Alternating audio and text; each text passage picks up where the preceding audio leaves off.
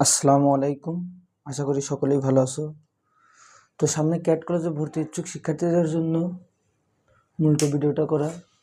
তো দেখা যায় যে অনেকের একটা মেন যে প্রবলেমটা হচ্ছে বর্তমানে, সেটা হলো গিডের সলিউশন, অর্থাৎ গিডের সাহায্যে যোগ বিয়োগ গুণ ভাগ এগুলো করতে যে সমস্যাগুলো হচ্ছে। তো ভাবলাম যে তাদের জন্য ভিডিও করা যায় কিনা। তো গিডের আজকের এই ভিডিওটা দেখলে ইনশাল্লাহ গিড নিয়ে আর কোনো সমস্যা থাকবে না। তো গিড নিয়ে আমি দুইটা ভিডিও করব। টোটাল গিডের যে অঙ্কগুলো আছে, টোটাল 8টা পার্টকে দুইটা ভাগে ভাগ করেছি আমি।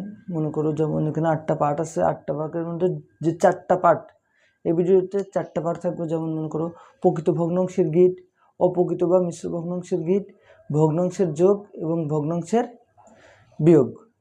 এই 4টা পার্ট জানলে ইনশাল্লাহ ভালোভাবে বুঝতে পারলে বাকি 4টা একদম সহজ হয়ে যাবে। তো আমরা দেখি প্রকৃত ভগ্নাংশের গিট। প্রথমে মনে করো প্রকৃত ভগ্নাংশ কি, যে সকল ভগ্নাংশের লব হর অপেক্ষা কি থাকে, ছোট থাকে, তাদেরকে বলা হয় প্রকৃত ভগ্নাংশ বা প্রপার ফ্র্যাকশন। তো আমরা প্রকৃত ভগ্নাংশের গিটের ক্ষেত্রে মনে করো একটা ভগ্নাংশ নিলাম, মনে করো 5/7। দেখো হর অপেক্ষা লব ছোট, এটা হলো প্রকৃত ভগ্নাংশ। এটার গিট করতে হলে আমাদের প্রথমে এটা দ্বারা বোঝা যায়, মনে রাখবা গিট সবসময় যে কালারটা করবো, ওই কালারটা সবসময় লবের হয়। গিরের কালার সবসময় লবের হবে, অর্থাৎ মনে করো 7 ভাগের ভিতর কয় ভাগ আছে, 5 ভাগ। তার মানে এটার গিট আঁকাইতে হবে, টোটাল ঘর হবে 7টা। টোটাল ঘর হবে 7টা। মনে করো এই 1 2 3 4 5 6 এই একটা 7টা ঘর। এই 7টা ঘরের মধ্যে আমার কালারিং হবে 5টা ঘর। তো আমরা উপর থেকেও নিতে পারবো, নিচ থেকেও নিতে পারবো। তো মনে করো আমরা নিচ থেকে নিই, 1 2 3 4 5। তার মানে 5 ভাগ কী হবে, কালারিং। পরীক্ষায় অবশ্যই পেন্সিল দিয়ে আঁকতে হবে এবং স্কেল সহকারে সুন্দর করে আঁকাবা। এটা হলো 5 ভাগের 7 ভাগের মধ্যে 5 ভাগ। এটা হলো প্রকৃত ভগ্নাংশের গিট। এরপরে আসলো কি আছে, অপ্রকৃত বা মিশ্র ভগ্নাংশ। অর্থাৎ অপ্রকৃত ভগ্নাংশকে যদি আমরা গিটের সাহায্যে প্রকাশ করি, তাহলে একে অবশ্যই মিশ্র ভগ্নাংশে রূপান্তর করতে হবে। তোমরা এটা মুছে দেই, অবশ্যই খাতায় সবাই লিখে লিখে করবে সলিউশন। তো এটা মনে করো অপ্রকৃত ভগ্নাংশ হবে, অপ্রকৃত ভগ্নাংশের গিট। তো যে কোনো একটা অপ্রকৃত ভগ্নাংশ মনে করো নিলাম আমরা 17/5। অর্থাৎ যে ভগ্নাংশের লব হর অপেক্ষা কি থাকবে, বড় থাকবে, সেটাই হলো অপ্রকৃত ভগ্নাংশ। তো এই অপ্রকৃত ভগ্নাংশ গিটের সাহায্যে প্রকাশ করতে হলে অবশ্যই আমাকে প্রথমে মিশ্র ভগ্নাংশে রূপান্তর করতে হবে। তো মিশ্র ভগ্নাংশ রূপান্তরের ক্ষেত্রে এটাকে আমরা মিশ্র ভগ্নাংশে রূপান্তর করি। মিশ্র ভগ্নাংশ কি, একটা পূর্ণ সংখ্যার সাথে একটা প্রকৃত ভগ্নাংশ যুক্ত থাকলে তাকে বলা হয় মিশ্র ভগ্নাংশ। যেমন এখানে 3 5 15, 17 থেকে 15 বাদ দিলে থাকে 2। তার মানে এই হরটা যাবে লবে, আর এই যে ভাজক যাবে হলো হরে। 3 সমস্ত 2/5। এখানে 3 2/5-এর সাথে কি আকারে আছে, যোগ আকারে। তো এটাকে লেখা যায় কীরকম, 3 সমস্ত 2/5। তাহলে আমরা এই পার্টটা মুছে দিতে পারি। মনে করো তো এটা দ্বারা বোঝায় যে হলো 3 হলো পূর্ণ সংখ্যা আর 2/5 হলো আংশিক, অর্থাৎ ভগ্নাংশ। অর্থাৎ টোটাল অংশ হলো 4টা, 3 ভাগ আর এই একটা ভাগ। একটা ভাগের মধ্যে এটা হলো অপূর্ণ ভাগ। তো 4টা পার্টের ভিতরে এটা দ্বারা বোঝায় যে 5 ভাগের মধ্যে 2 ভাগ আর 3 ভাগ মানে কি, অর্থাৎ 1 1 1 3। অর্থাৎ এখানে 3 ভাগ মানে 3 ভাগের মধ্যে 3 ভাগ সমান সমান 1। 3 ভাগের মধ্যে 3 ভাগ ইকুয়াল 1। অর্থাৎ 3 ভাগের মধ্যে 3 ভাগই নিচ্ছে, এটাই হলো 1। তো মনে করো এখানে 5 আছে, তার মানে 5 ভাগের মধ্যে 5 ভাগ নিচ্ছে। তো টোটাল ঘর হবে কয়টা, তো এক্ষেত্রে আমরা তাকাবো এই দিকে। অর্থাৎ এখানে ঘর আছে কত, 5। তার মানে হলো এই 3 আর একটা ভগ্নাংশ, টোটাল পার্ট হলো 4টা। তার মানে 4টা ঘর আঁকাবো প্রাথমিকভাবে। তো দেখো 4টা ঘর আঁকাই। এটা আমরা ভার্টিক্যালও নিতে পারি, হরিজন্টালও নিতে পারি, ইচ্ছা যে কোনো একদিকে নিলেই হবে। তো মনে করো আমরা হরিজন্টাল নিলাম, 4টা ভাগ, 1 2 এই 3 4 4টা ভাগের মধ্যে 3টা ভাগ কি হবে পরিপূর্ণ কালারিং। তাহলে 3টা ভাগ কত 1 2 3। তো মনে করো এইটুকু নিলাম হলো 1 1 1 এই 3 নিছি। আর বাকি যেটা ঘর আছে এটা কত 5 ভাগের মধ্যে 2 ভাগ, অর্থাৎ প্রত্যেকে কয় ভাগ করতে হবে 5 ভাগ করতে হবে। তো মনে করো 5 ভাগ করি। আচ্ছা এই 1 ভাগগুলো আগে পরিপূর্ণ কালারিং করি। মনে করো পরিপূর্ণ কালারিং করে দিলাম। এই যে 3টি পরিপূর্ণ কালারিং হবে। 3 যেহেতু পূর্ণ সংখ্যা এই জন্য 3টা ঘর পরিপূর্ণ কালারিং।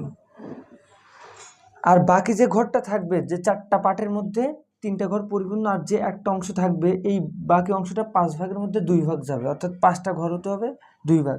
তো 5টা ঘর যেহেতু করবো তো মনে করো পুরাটাই ঘর করি। এইটা করলেও হবে, তো আমরা মনে করো পুরাটাই 5টা ভাগ করি।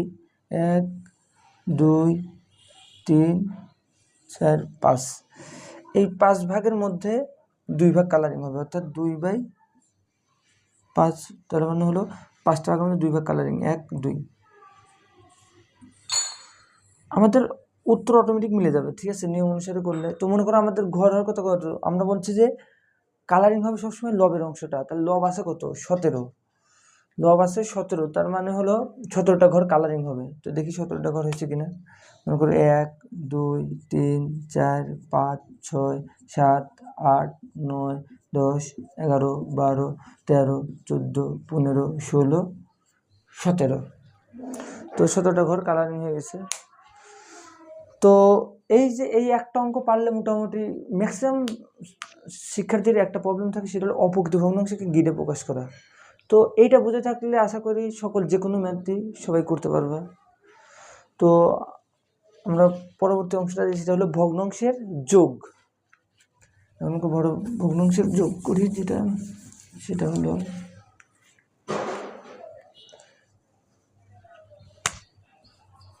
ভগ্নাংশের যোগ।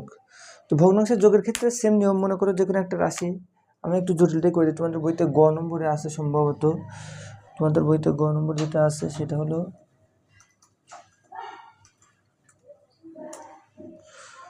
বইতে যে আছে তোমার যোগের অঙ্ক গ নম্বর, সেটা হলো 4/5 যোগ 6/5, 4/5 যোগ 6/5।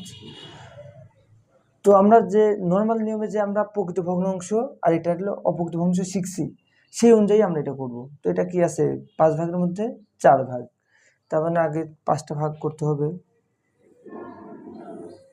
তো মনে করো 5টা ভাগ করব, 1 2 3 4 5।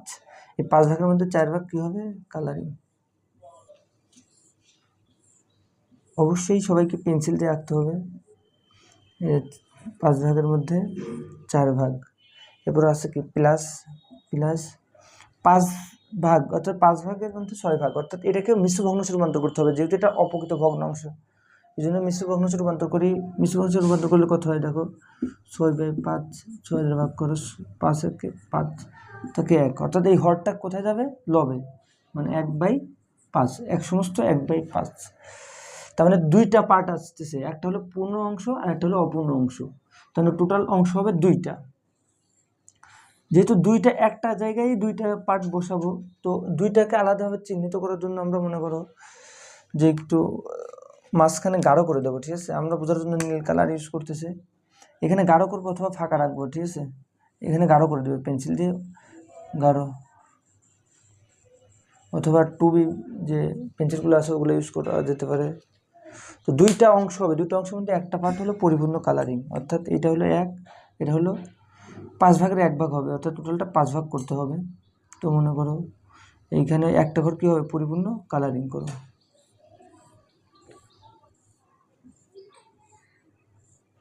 পরিপূর্ণ কালারিং। আর এইখানে যে অংশটা থাকবে সেটা হলো 5 ভাগের 1 ভাগ, এটাকে 5 ভাগ করতে হবে। 1 2 3 এই 5 ভাগের মধ্যে 1 ভাগ। তো এটাও আমরা পরিপূর্ণ করে দিই আগে যে নিয়মে করলাম। এই যে তাহলে এটা হলো 5 ভাগের মধ্যে 1 ভাগ, আমরা নিচে দিচ্ছি তো এখানে নিচে দিই 1, 5 ভাগের মধ্যে 1 ভাগ, অর্থাৎ এই যে কালারিং। তো আমার নিয়ম অনুসারে কি জানি যে লবের অংশটা হবে কি কালারিং, লব আছে কত 6, কারণ 6টা করে কালারিং হবে। দেখো অটোমেটিক 6টা করে কালারিং হয়েছে, 1 2 3 4 5 6।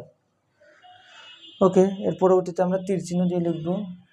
তো তীর দিয়ে যদি লিখি তাহলে দেখো 4/5 যোগ কত 6/5, তার মানে এটাকে আমরা যেহেতু হর সেম তাইলে আমার আর হর সেম করার দরকার নেই, তো আমরা হর যোগ করে দিই। মনে করো 4/5 হলে লসাগু হচ্ছে 5, 5-এর মধ্যে একবার, তার মানে 4 + 6 ইকুয়াল কত 10/5 ইকুয়াল কত 2, অর্থাৎ টোটাল কালারিং হবে 10 আর অংশ হবে 2টা। ঠিক আছে, তো মনে করে একটা ঘর আঁকালাম। ক্যালকুলেশনের জন্য ছোট হয়ে গেল ঘরটা, সবাই সেম মাপের ঘর আঁকানোর চেষ্টা করবো। তো এক্ষেত্রে সবাই খেয়াল করি যে এখানে টোটাল ঘর হবে 10টা, তার মানে আমরা একটাকে 2টা ভাগ করি, 2টা পার্ট যেহেতু 2টা ভাগ করবো, এটা গাঢ় দিয়ে করবো অবশ্যই। অর্থাৎ এই চিত্রটাই আমরা আঁকাবো। ঠিক আছে, এই চিত্রটাই আঁকাবো। 5 ভাগ করো, 1 2 3 5, টোটাল 10টা ঘর হয়ে গেছে।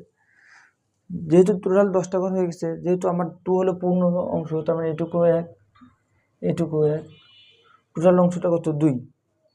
এবার তাহলে আমরা এটা পরিপূর্ণ কালারিং হবে।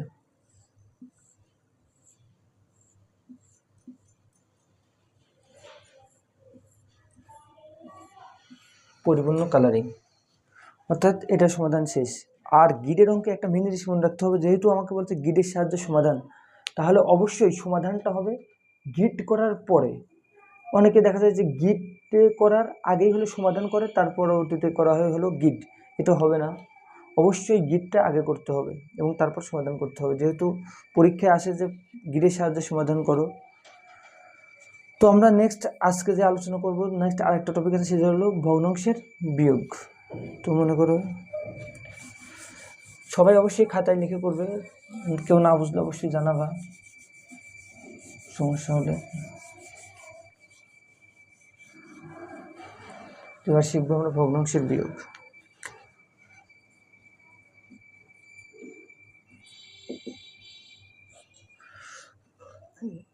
খেয়াল নেই তো, মনে করো যে একটা অঙ্ক, মনে করো 3/5 দেওয়া আছে, 3/7 মনে করো, আর এক জায়গায় দেওয়া আছে -1/7 দেওয়া।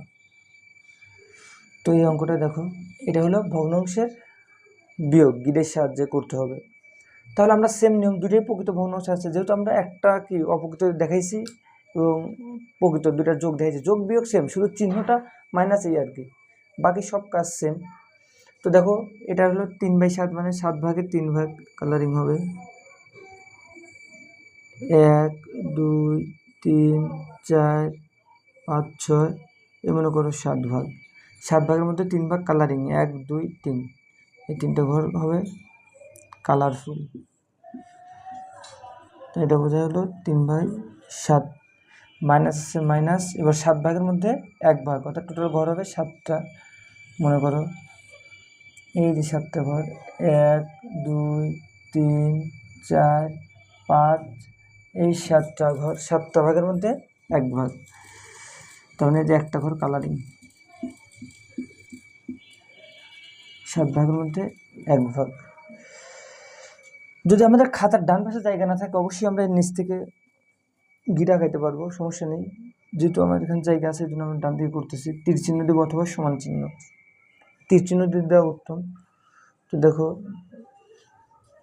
এখানে হলো 3/7 বিয়োগ কত 1/7, পুরোটা লিখে নিতে পারো, ইকুয়াল কত লসাগু কত 7, 3 একে 3 মাইনাস 1 ইকুয়াল কত 2/7। অর্থাৎ এখানে যে গিডের সমাধান, এটা করার পর আসছে কত 7 ভাগের মধ্যে 2 ভাগ, অর্থাৎ 2 ভাগ কী হবে কালারিং। অলওয়েজ লবের অংশটা কী হয় কালার হয়।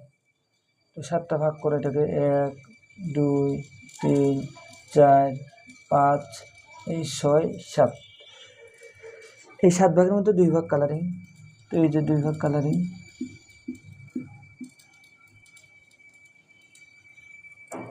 মোটামুটি শেষ।